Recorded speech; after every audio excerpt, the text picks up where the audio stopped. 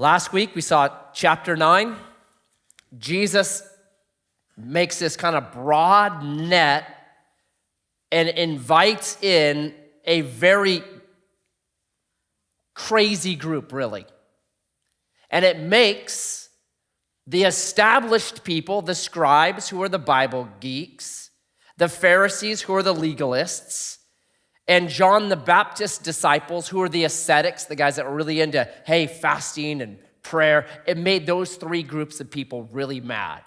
You can't do that. You can't hang out with those kind of people, and you guys are too casual. You got to get serious about your faith. It made those three groups mad at Jesus because he's generous in who he is inviting into his kingdom. He says, I didn't come for the well, I came for the sick. Give me the broken, the lame, the sneaky woman who's coming up really superstitiously and trying to grab the hem of my garment. Give me those people, I'll take them. It's brilliant. And then Jesus at the end of chapter 9, if you remember, makes this comment. He says, there's an abundant harvest out there, but there's not a lot of workers. So pray to the Lord of the harvest that he would send forth laborers. Well, that's chapter 10. So now Jesus drills down and he's going to select out his 12 disciples out of this big net, select out 12, and these 12 are going to be commissioned to go on the first short-term mission trip for the church. And it's brilliant. So let's jump in. Verse 1, the launch. And he called to him his 12 disciples and gave them authority over unclean spirits to cast them out and to heal every disease and every affliction. That's cool. The names of the 12 apostles are these. First, Simon, who is called Peter, and Andrew his brother, James the son of Zebedee, John his brother, Philip and Bartholomew, Thomas and Matthew the tax collector, James the son of Alphaeus and Thaddeus, Simon the zealot, and Judas Iscariot, who betrayed him. So the broad net, all sick are welcome. Jesus narrows down to 12 disciples. And if you were someone that was reading this list 2,000 years ago in Israel, you would immediately realize, oh, this is trouble. Who's trouble on this list? It's the ones that are actually given a little modifier, each one of them. So you've got Matthew, the tax collector. We looked at him last week. This means he works for the occupying government, Rome, that had crushed Israel, killed thousands of Israel people. So he is now betraying his countrymen, targeting the ones that have money. He's working for ISIS, essentially, against his own government. And then you've got Simon, the zealot. What were the zealots? They were the group of people saying, we have to take up arms, get your guns, get your gold, get your grain, armor up, ammo up, because we're taking out the Roman Empire. We're going to go after them. They would actually go after individual Roman soldiers if they were alone. They would kill them, strip them, take everything from them, and then they would give that stuff away. They were Robin Hood without the tights. So that's Simon the Zealot. Who might have trouble with each other? You've got Matthew the tax collector working for the Roman government, and you've got Simon the Zealot who wants to kill everybody in the Roman government. Who might not get along? I think Jesus probably said, you're going to share a tent together, actually. Both are outsiders. Like they're outside the normal distribution of a population. They're on the edges. It would be like a radical, crazy MAGA Trump supporter and then a radical, crazy, socialist Bernie Sanders supporter. And those two are both drawn to Jesus Christ. Never forget that. We get so tribal sometimes that we forget that Jesus was attractive to the absolute outer spectrums of society. Total opposite ends. Both of them are there for one reason. That guy right there. What Jesus is saying, who he is, yeah, I'm about that guy. And they put aside a bunch of differences, big political differences, to say, we're about Jesus. And you got a third name. Judas Iscariot, the one who betrayed him. His name Iscariot, it's a transliteration of Hebrew. It literally means from Kerioth, which is down in Judah. So 11 of the 12 disciples are actually taken from Galilee. Galilee was the northern kind of remote area, not very populated part of Israel. It would be like we would think the Ozarks or something, like not the most populated, cosmopolitan, like that kind of area. Judah, Jerusalem, is the cosmopolitan, happening, wealthy, educated center of Israel. Judas is the right guy. Someone 2,000 years ago that doesn't know he's the betrayer would think, Jesus, you need more Judases. Why are you calling these hick fishermen from the Ozarks? You need to be calling the Harvard PhDs like Judas. And we all do that, don't we? Don't we tend to divide up people into insiders and outsiders? Remember school. The cool kids and the geeks. If you wore brown rustlers, not a cool kid. You're out. Like clothing separated. We do it today. There are right kind of jobs. You're an electrician, hey, that's a good job. Teacher, good job. Plumber, good job if you wear a belt. Car salesman, yeah. New cars, maybe. Used car salesman, yeah, I don't know about that. Work for the IRS, yeah, I don't know about that. Farmer, what are you farming? Because I don't know about that either. So we very easily do the same thing. And the Jews at this time in life, they had a system that divided their society. They had a millennia and a half. We're just 250 years old. They had a millennia and a half to perfect these rules to decide who's on the inside and who's on the outside. The food you ate, kosher food. If you ate kosher food, you're on the inside. You ate the wrong food, you're on the outside. Their clothing.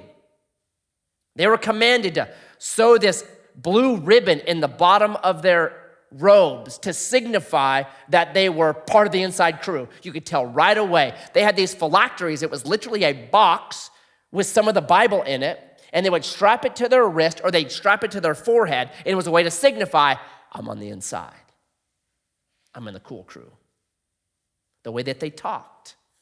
You would never you would never speak the name of God. You'd never say Yahweh. It was a way to, all these rules were, hey, we're insiders, we're good, and people that don't do the same things as we do, they're bad.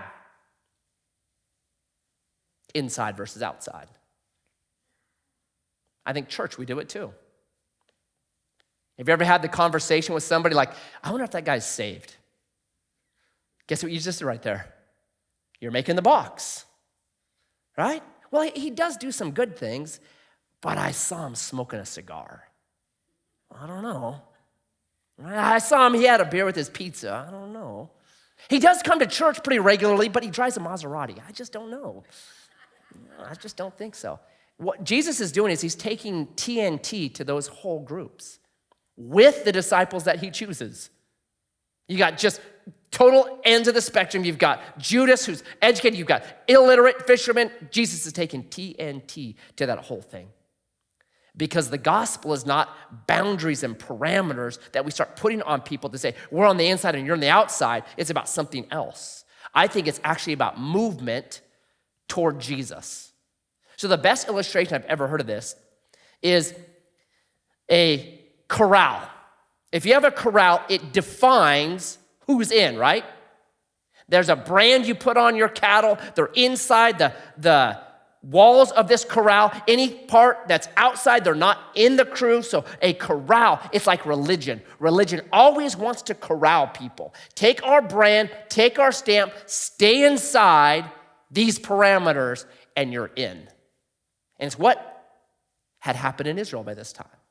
All these markers, all these brands said, you're on the inside. Jesus is going to take TNT to that.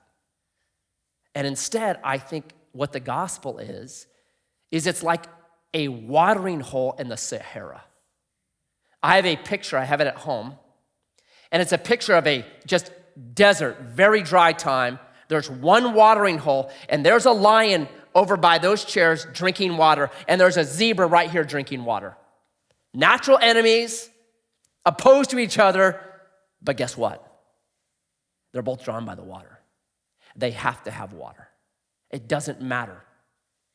The gospel is going to be this water source, and people are going to realize, I have to have that water.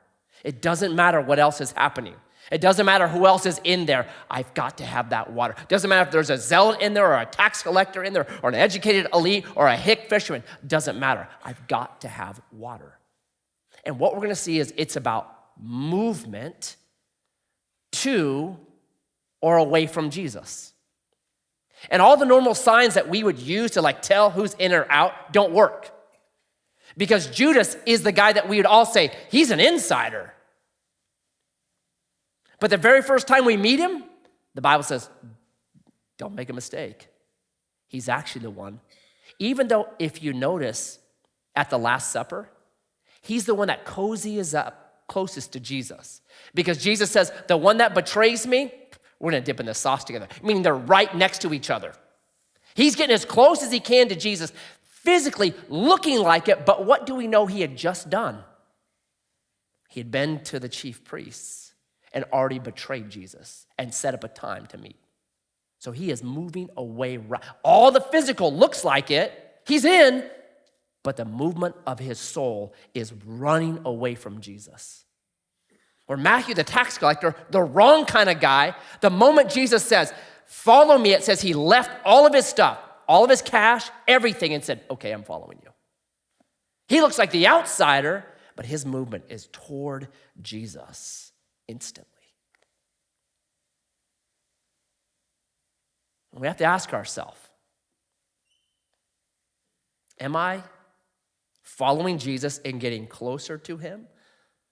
Or am I falling away from Jesus? That's what this text makes me ask. Where am I at? I might look all the right things, pastor, this, that, but where's my heart actually? Where's the movement in my soul? Am I Judas drifting away, even though I've got all the looks of it? Or am I a Matthew that looks like I should work for ISIS, but I'm actually coming toward Jesus? Am I following or falling away from Jesus? So this is the launch. Jesus chooses his 12, and he says, here's how it's going to go. These 12 Jesus sent out, instructing them, go nowhere among the Gentiles and enter no town of the Samaritans, but go rather to the lost sheep of the house of Israel and proclaim as you go, saying, the kingdom of heaven is at hand. Heal the sick, raise the dead, cleanse lepers, cast out demons. You received without paying, give without pay. Acquire no gold or silver or copper for your belts, no bag for your journey, or 2 tunics, or sandals, or a staff, for the laborer deserves his food. And whatever town or village you enter, find out who is worthy in it, and stay there until you depart. As you enter the house, greet it. And if the house is worthy, let your peace come upon it. But if it is not worthy, let your peace return to you. And if anyone will not receive you or listen to your words, shake the dust from your feet when you leave that house or town. Truly I say to you, it will be more bearable on the day of judgment for the land of Sodom and Gomorrah than for that town. That's a radical short mission trip. And when I look at this, what Jesus is wanting is one thing. Don't take this, don't take that, don't do this, because I want you to trust me. I want you to trust me. I'm going to supply what you need. If there's one thing that I think mission trips are supposed to give to us, trust Jesus. He tells them who to go to. Go to Israel. Don't go to the Gentiles. Go to the Samaritans, right? There's a time for them later, but right now, go to the target audience is the covenant people. And here's why I think they're the target audience. Because the disciples would have known them the best. You want to learn a different culture. You want to understand a different language. You know them the best. Start with the people you know. I think it's actually easier to go halfway across the world and share the gospel than it is to share it with your friends and your family. So Jesus says, start with the people you know first. Do it there. That's where you begin. The people you're in relation with. I remember when I first rededicated my life to Jesus, like instantly, the people I wanted to share the gospel with were my friends and my family. I want them to find, I found Treasure Island. I want to share it with them. And then something happens now down the road, many, many decades, where I'm like, this convicted me. The people I should be sharing with are the ones that I'm closest with, in relation with. That's where I start. Not going to Africa, as great as Africa is. I got mission right here. Start there. What do you do?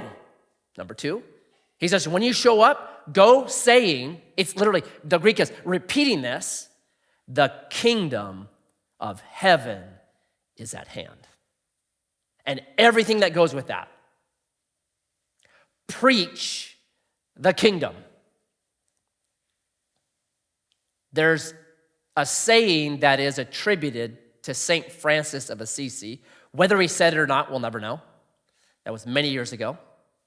And it's preach always, and when necessary, use words. I think Jesus would disagree with that. The first thing he says to the short-term mission trip, the very first one is, when you're out, keep proclaiming, keep saying, keep using your words. The kingdom of heaven is at hand. Preach it. Preach it. Romans 10:14 says, how shall they believe unless someone tells them? And like I said on Sunday, I think we have been tricked into this idea that if we just live rightly, that's like preaching the gospel. That somehow your neighbor sees you mowing the lawn and hitting all those balls that your son left out in the yard, and you don't cuss, and he just comes over. Bro, you've got to tell me about Jesus. Tell me how to receive salvation, the free gift of justification by the cross alone. Tell me how to do that. Not going to happen. We got to preach the kingdom. And then thirdly, how to do it. It's you receive without paying, give without pay. Don't acquire a bunch of gold. Don't get a bunch of money. Don't take a bag. The bag was literally this. When an important philosopher would come into town with his new ideas, he would throw out a bag and he would begin to talk about his philosophy. And people that agreed would put money in his bag, kind of like a musician with a hat. So what Jesus is saying is, don't even take one of those. I'm not even giving the opportunity to raise funds. I'm not going to let you do it that way because you're going to learn to trust me there. And do miracles. Listen to this list. Heal the sick. Raise the dead. Cleanse lepers, cast out demons. Everything Jesus has just done, chapter 8, is now, these guys are given that same authority. I believe Jesus still does miracles. Why don't we see more of them? I have no idea. But I still believe Jesus does miracles. I do believe today that we can often be the miracle. And you begin to see this in what Jesus will teach. He says, if you've got 2 coats, give a guy that's cold one of your coats. You can be the miracle for that guy. He's been praying, Lord, I'm freezing cold. Can I get a coat? When Paul is in prison, He doesn't pray that God magically gives him a coat. He says, Timothy, when you come, bring me a coat because I'm cold. There's a famine that hits Jerusalem in the book of Acts. I'm sure they prayed that the famine would go away, but they also did this. They collected money from all the churches, and they brought the money down and bought grain for the Christians in Jerusalem. They were the miracle. So I think today, part of it is we can actually participate in being the miracle, and it's important. I remember probably the most impacting thing that I've ever seen transform somewhere was I was in India, and this place, I call it the saddest place on earth. It was up on the side of it. You had to walk 2 miles. You could drive for a while, then you had to walk across like a stream and then walk for 2 miles up to this. It was the India equivalent of the projects. There was this nomadic tribe. They were trying to get them civilized. And so they had built on the side of this dusty, dirty hillside, they were 10 by 6 foot concrete metal roofed projects. Just right there. Miserable. There was not, I've been to slums in really bad places. And there's always kids laughing and playing and have a great time. Not there. It was the saddest place on earth. I've never been somewhere more sad, more devastating. And there was a lady that was super sick. And so we went into her 10 by 6 concrete hut to pray for her. And it was a cement floor, and she had been doing circles. And you could tell she was doing circles because there was feces in a circular pattern behind her. And it was just dried all over her. And they said, what happens is we don't have water here. And so we have to hike 2 kilometers to go get water. And it's a hole that every animal uses around there. So you get all kinds of diseases with something like that. And so this was just common for people to get sick like this. We ended up taking her actually to the hospital because she was that bad. So he was just the saddest place on earth. And I'm driving out with Billy Graham Paulus, who's the guy our contact over there. And I said, that was horrible. Why'd you take me there? That was so depressing. I said, what can be done to change this? He said, their problem is they built this spot where there's just no water. It's just the wrong place. You don't do that. You put villages, look at any ancient civilization, they would settle where there's water because water matters. It's really important. And they didn't do that there. I said, can you drill a well up there? Well, there's no road. You'd have to build a road and the infrastructure, and it would be so expensive. And I said, if you can figure out how to drill a well, Edgewater will pay for it. So we fly back here. I get a call from him a month later. He says, I found a monster truck in India. It's 4-wheel drive. It can drag the well drilling equipment up to the side of the hill and drill the well. I said, how much is it? He goes, everything said and done, power to it, well in the ground, $15,000. I said, do it. And we did it. Transformed that village. A year later, when the India guy that goes around and checks on all the projects, he showed up there a year later. They've got gardens. There's green grass.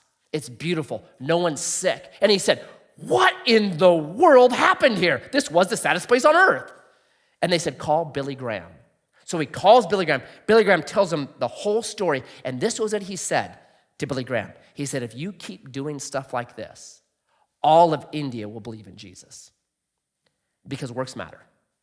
And sometimes we can be the miracle.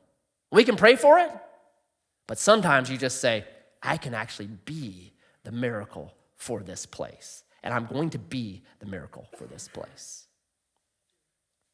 So these guys, short-term missions, who they were to go to, what they were to preach, how they were to do it. And then Jesus says this, if it's unworthy, if they don't receive you, what do? Kick the dust off your feet. What you're saying by that is, even your dirt isn't worthy of me. That was the sign of that. So have you ever had Jehovah's Witnesses come to your house? So there was a time that they were showing up at my house. I must have been on something about every 6 months. And normally I could hide from them, which I did.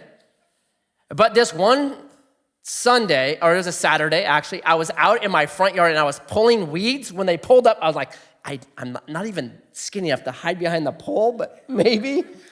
So they got it. It was a guy and two ladies, and he jumped out. I don't know why. It was just very random. He goes like, "Hello, friend."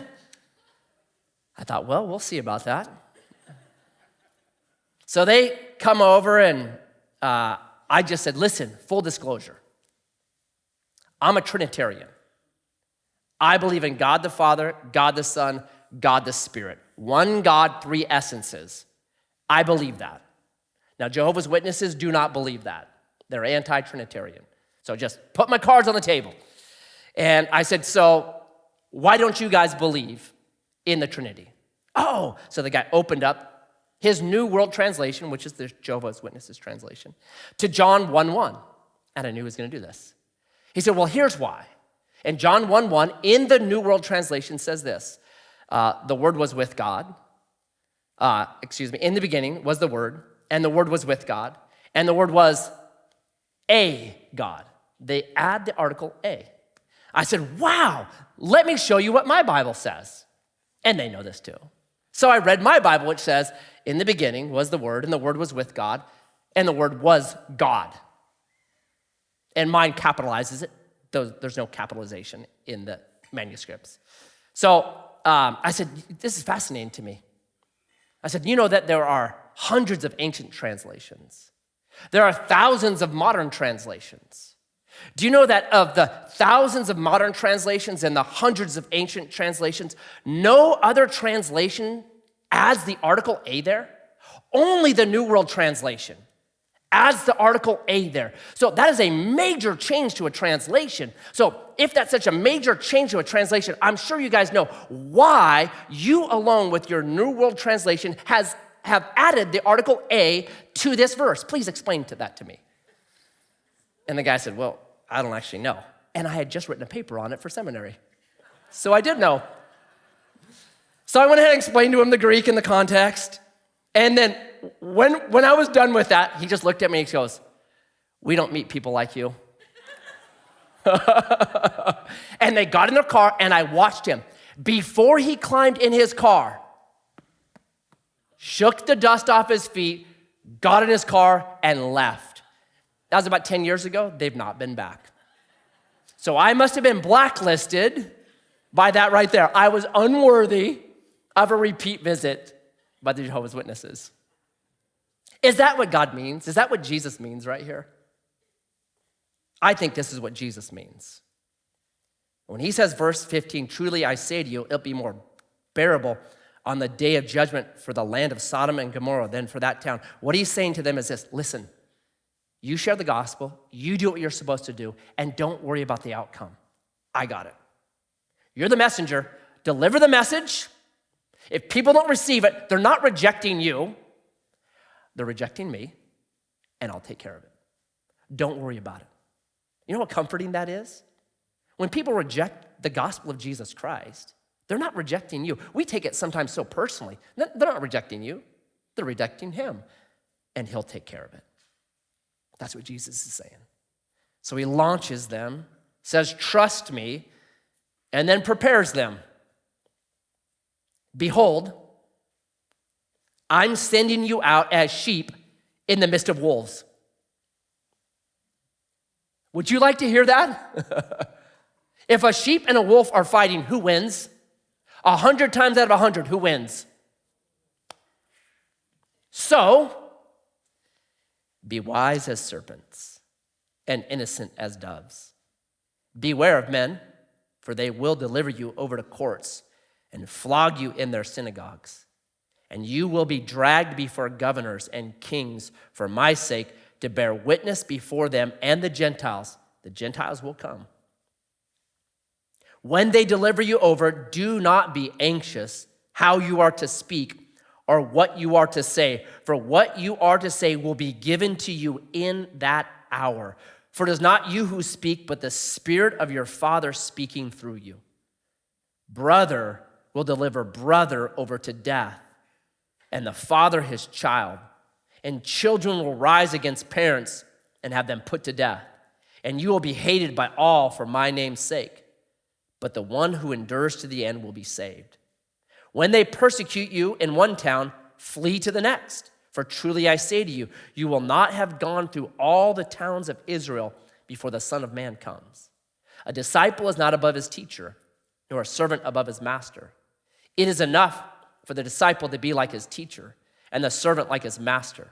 If they have called the master of the house of Beelzebub, how much more will they malign those of his household? Battle. Prep for battle. When a sheep and a wolf tangle, the wolf wins. It's like the ducks and beavers now. It's a foregone conclusion. The ducks are going to win. As much as I hate it, that's what's going to happen. And there are people right now that go through this right here. Flogged, dragged, beaten. A friend of mine who is now in heaven, his name is Moses Palouse, wrote a book called Missionary Challenge, where he just recounts the number of times in Southeast India that he got the snot kicked out of him over and over and over and over again. I read it. You should read it. It's brilliant. We have copies of it, and it will stir your heart. And I remember, after reading that, I was in India, and I'm like, what was your philosophy then, Moses? He pointed right here. He opened up to verse 23. He said, when they persecute you in one town, flee. He goes, I love that. When I saw a mob getting together, I ran. He said, I was so glad Jesus didn't say, if they persecute you, let them punch you. I'm so glad he said, flee. That was what I did from that point on. I ran. That's happening right now. The worst thing that happens to you and me, our ego might get hurt a little bit. People might not like us as much. In Syria right now, they're losing their heads if you're following what's happening right there. There are Christians that are lovers of Jesus Christ that are getting their heads cut off right now because of their faith in Jesus. So what are you supposed to do? Be wise as serpents, flee, and innocent as doves. I translate that like this: be tough-minded and tender-hearted. That a Christian, if you're going to survive in the battle, you need to be tough-minded, have it up here, and tender-hearted. Because verse 25 is coming for us. If they call Jesus of the house of Beelzebub, guess what? They're going to accuse you and me of being evil as well. In today's culture, if you say to somebody or you post on Facebook that Jesus is the only way to heaven, what's going to happen to you? You're going to be hated. You intolerant bigot. All roads lead to God. How can you say it's only Jesus? That's what's going to happen to you. So in those moments, we have to learn to be tenderhearted. I think we get a lot more ground with being tenderhearted than some of the antics I see today. So I don't know if you remember the show. It was Penn and Teller, where they debunk things all the time. That's what we're doing. Well, Penn, that side of it, massive atheist.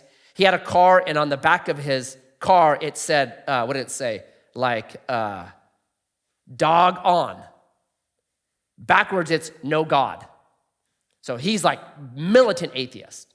There's all the time mocking Christianity. But he had this video, and I bet it was 8 or 9 years ago. And he's talking about they were filming some episode, and this man was watching the whole time. And then after the episode was over, this man just came over and said, I've appreciated your work. And he mentioned some of the things that he'd done and how he'd learned from Penn. He goes, and I have a gift I want to give to you. And he pulled out a little New Testament Psalm Gideon Bible and said, I'd really like you to have this. And Penn took it. And he made this video saying, normally, my atheism might be I don't want that, get away from me. But he said, this man was so kind and spoke such nice words to me that I'm going to keep this Bible. He goes, I don't know if I'll read it, but I'm keeping it. Because I think you get more with honey than vinegar. I think maybe we've turned the dial in some of the stuff that I watch towards a lot of vinegar. We got to be tenderhearted too. Tough-minded, absolutely have the facts. Be tenderhearted. And my favorite example of this is a guy, his name is, you can Google him if you want, his name is Richard Morgan. And he was the moderator for Richard Dawkins' website. You guys know who Richard Dawkins is? He is, for a long time, decades, the leading voice of atheism in the world. So, top dude, Richard Dawkins. No belief at all, no God. Not agnostic, atheist. There is no God, period. So he is a major player for Richard Dawkins, moderating his website. Well, this guy named David Robertson, who was a pastor, wrote a book called Letters to Dawkins, which was refuting some of the stuff that Dawkins has written and saying, wait a second. Well, that book got tore apart on Richard Dawkins' website, of course, the comments and the blogs on it. And then one day, Pastor David Robertson showed up on the blog and starts to go back and forth with the atheists and talk with them. And this goes on and on and on for months. And Richard Morgan is just watching this, moderating this thing. And then one night he said, I printed out just the list of comments. It was 62 pages long. So a lot of back and forth. And he says, I went over it and I'm reading it. And David Robertson does a really good job on apologetics and showing the case for Christ and the case for a creator. So he's doing that in the midst of this. And he said, what changed him, though, was the tone. The atheists were attacking. The atheists were ad hominem, like personality attacks. But David Robertson, every time, responded with kindness and compassion and understanding and empathy. And by the time he got to page 62, he got on his knees and prayed that Jesus Christ would become his Savior. Because one guy said, I'm not going to do it like they do. I'm not going to fight like they do. Because I'm a sheep and they're a wolf. If I choose their tactics, what happens if a sheep tries to fight a wolf with a wolf tactic? Doomed. Doomed. We got to choose different ways. We have different methods. There's a really good book, and it's called American Grace, How Religion Unites and Divides Us. Brilliant. And it's not a Christian book. It's just looking back, 2010 book, looking at America and saying, what happened when really Christianity came to this country? What has it done? And they made a comment, and I wrote it down.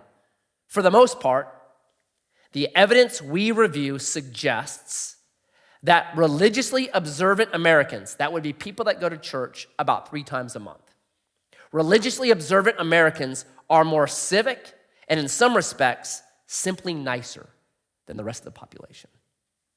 I love that. That's using the weapon that we have. We got to use different weapons. We got to be wise as serpents, tough-minded, and tender-hearted. If your enemy is hungry, feed him. If your enemy is thirsty, give him something to drink. Because in doing so, you'll reap coals on his head. Do not be overcome of evil, but overcome evil with good. That's what's happening right here. That's the battle. That's harmless as doves. When I start talking to somebody about the gospel, if I feel myself getting angry, you know what I do now? I stop. Hey, we'll pick this up another time. Because I'm probably not doing a service for anyone right now. I need to stop and back up and check my heart and say, am I being tenderhearted here? Harmless as a dove in this situation. Because I can tend to be very tough-minded. That's where I go. Oh, you want to fight? Let's go. Let's throw out the gloves. Let's go. But I don't think it gets what I want. It might make me feel pretty good. It might be a viral moment. But if I really want to see a soul saved, I also have to be harmless as a dove. And so Jesus says, based on all that, it's coming, flogging, death, it's coming. There can be fear, so he addresses it. So have no fear of them, for nothing is covered that will not be revealed, or hidden that will not be known. What I tell you in the dark, say in the light, and what you hear whispered, proclaim on the housetops. And do not fear those who kill the body. Dang. I'm afraid of somebody that's going to kill me. Do not fear those that can kill the body, but cannot kill the soul. Rather, fear him who can destroy both soul and body in hell.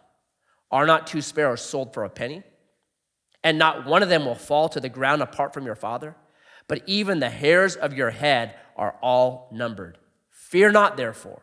You are of more value than many sparrows. So everyone who acknowledges me before men, I also will acknowledge before my Father who is in heaven. But everyone who denies me before men, I will also deny before my Father who is in heaven. I know you're going to be afraid because persecution is going to come for you. And so Jesus here talks four times, he mentions fear. And there's good fear and there's bad fear. The first one he says is, do not fear them. Who? Verse 25. The ones that are going to call you evil, the ones that are going to flog you, the ones that are going to beat you. Don't fear those guys. Don't fear the ones that are going to condemn you and say, how can you believe Jesus is the only way? Don't fear them. Don't fear the guys like Christopher Hitchens, who wrote a book that God is not good, how religion poisons everything. Now, why? Because Jesus says a day of reckoning is coming. The hidden things will be made and brought into the light. That's what Paul says to Timothy. Every sin that's hidden one day will be exposed. You know there's sins that you can hide? Coveting, greed. You can't really tell those things. Sins you can't hide. If you're a drunk, you can't really hide that. If you're on meth, you can't really hide that. There's sins you can totally hide. But Jesus says, one day, the motivations and what drives a man or woman, all those things, all of them are going to be brought into the light. So don't worry about it. And number 2, verse 28, do not fear those who kill the body, but cannot kill the soul. Rather, fear him who can both destroy soul and body in hell. Jesus admits that some of his disciples are going to be killed. From what we know of history, Judas hung himself. 10 of the other disciples were killed, martyred. And John, the Revelator, was boiled in oil. They tried to kill him and then put on the island of Patmos to try to kill him, but it didn't kill him. Hard times are coming. That's honest. Hard times are coming. But don't be afraid. What's the one reason Jesus gives? Because one day I will confess you before my Father. What's the one reason Jesus gives? Eternity. Listen, all these things that we take so important down here, all these things that we put so much weight on, listen, don't worry about it. Because one day I will confess you before my Father, and there'll be no greater event than that right there. Live for that.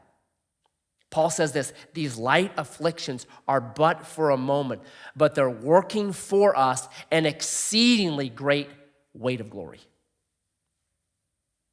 And the light afflictions Paul calls light, read chapter 11 of 2 Corinthians.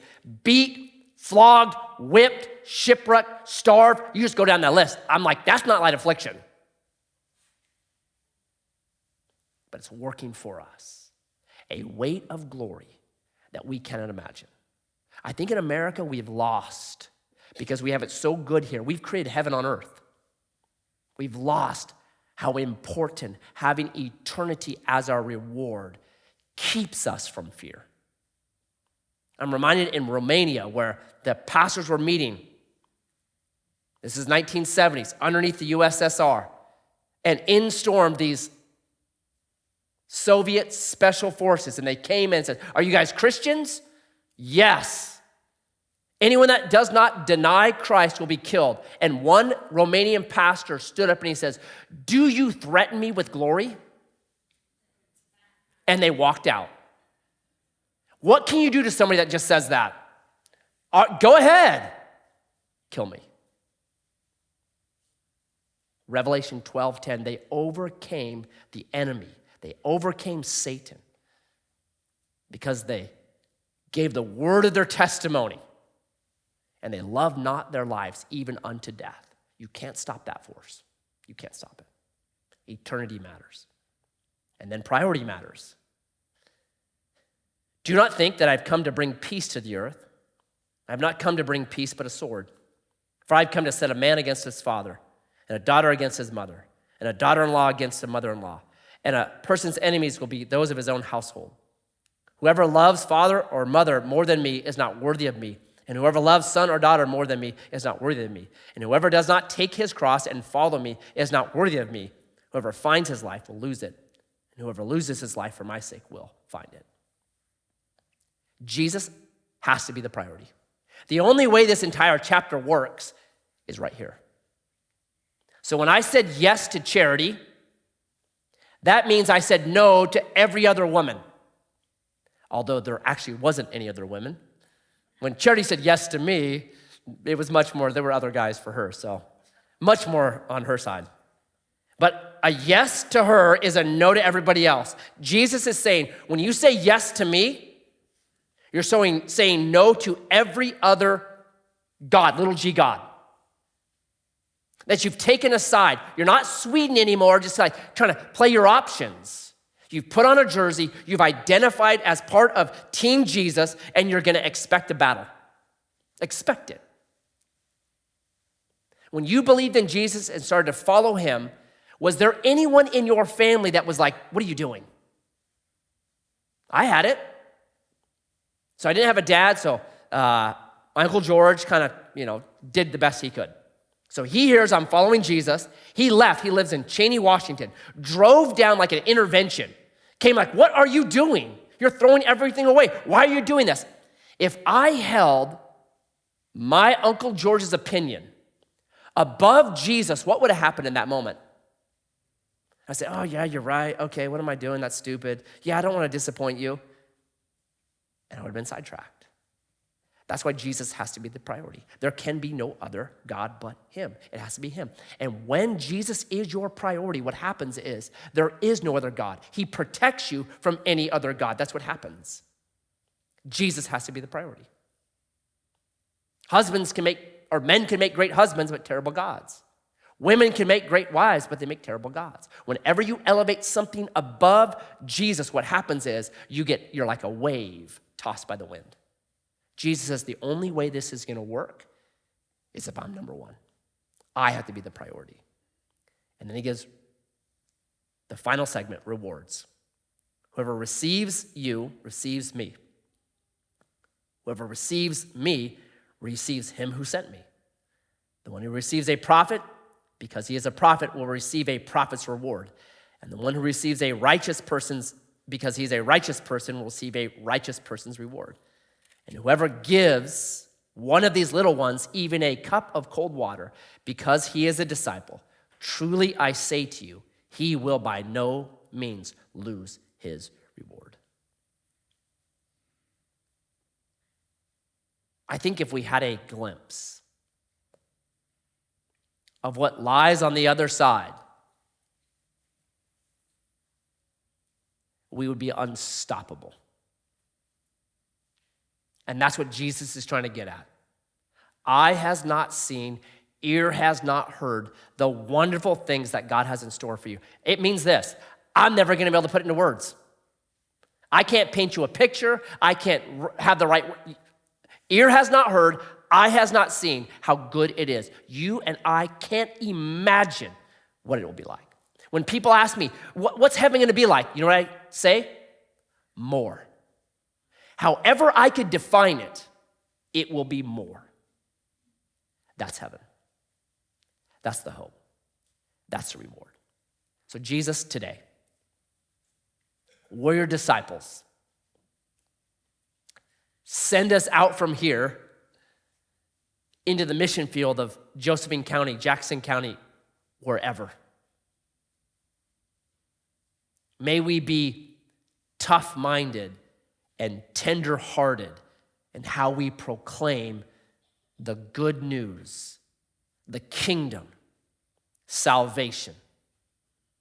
Empower us by your Spirit in the moment. Let us not be anxious or worried about what we're to say, but may we trust that your Spirit will give us the words in the moment to speak that are tough-minded and tender-hearted. And we ask this in Jesus' name. Amen. Amen. God bless you guys.